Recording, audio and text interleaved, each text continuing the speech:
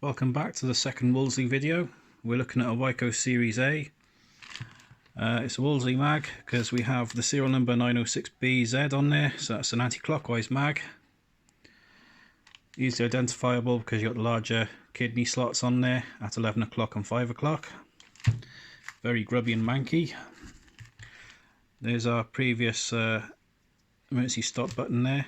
This will be broken down again afterwards, I expect, because it's going to need a very good rinse and wash, but I just thought I'd show you how to put one of these together. So here's our rotor, or our magnet. Let's just check that for magnetism a minute. Yep, that's pretty good.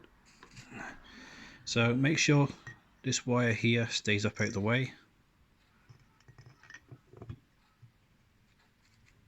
And I have cleaned the oil off it, admittedly. I'm going to oil it afterwards. Right, let's get that wire up out the way there.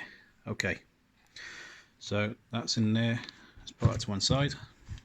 Now the bit that goes in here is this. This is the back end of the mag. So the cam that's on the back here pops through that hole there, and it moves the hammer up and down onto the anvil, completing and breaking the circuit. So I've given it a quick clean. So what I normally use for this is I use a nail file.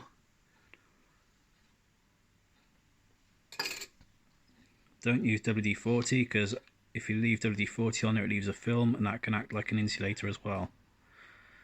Okay, so what we're going to do next is we're going to put the points in. So this is your insulator. Now, Chinese food tubs are very good at this.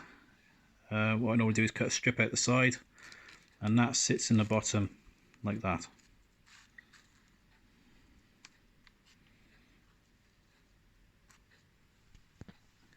The idea being that when this part of the mechanism is in there, it does not short out on the casing.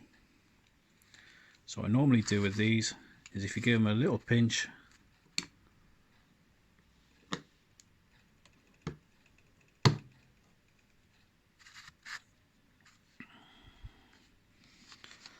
he sits in there like that. Now what I'll have to do is nudge that insulator over a bit more. Just a second. Right, that's better. So the insulator runs from the 9 o'clock screw down around the bottom and stops just under the anvil. That stops any shorts into the casing. Now we got a cutout right by here. So what we need to do is carefully feed that wire through there.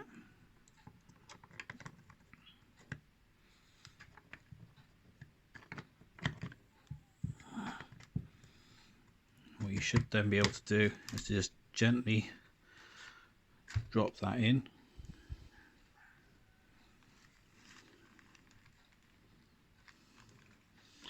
Try and line the hole. Oh, there she goes. Right, okay. So I'll just fidget that into place a minute. Right, so that's it properly seated. This wire's come through very carefully through that little window in there. And you'll also notice that if you sit the shaft down on the table, the whole assembly comes out. So we've got to try and stop that. So what we do with this case is see these holes here. Now by all accounts these are supposed to be able to be used for gently advancing and retarding your ignition. I've never used them for that though. So what we got here are some little hooked clamps that hold the back cap on. I keep losing my screwdriver.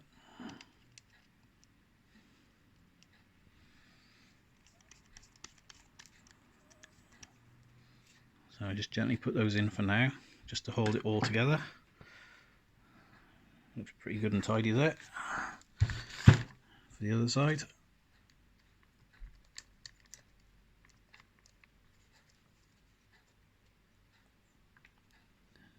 Very greasy, very oily, very mucky.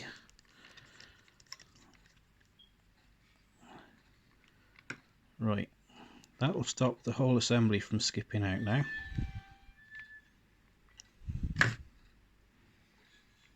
Okay, marvellous.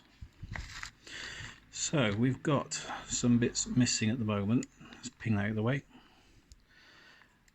There's a screw missing off of there and a shockproof washer, and there's also a screw missing out of here.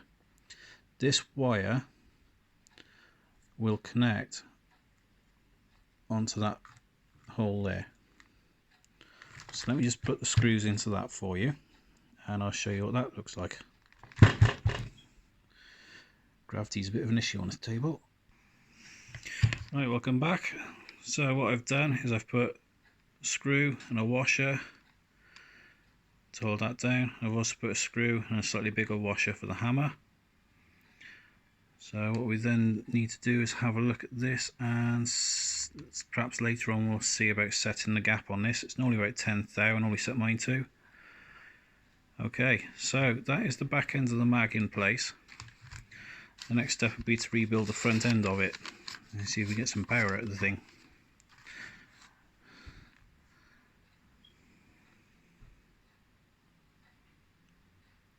See you later.